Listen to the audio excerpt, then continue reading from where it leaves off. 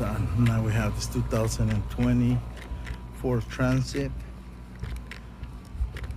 It's a cargo van, so we only did the front windows. We did our nano ceramic Excel IRP 15%.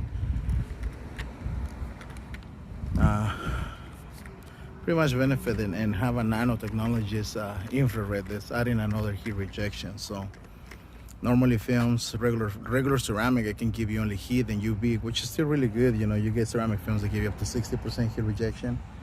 Now in this case, you're getting 63% heat rejection, but IR you're getting 87% infrared, which it makes a huge difference.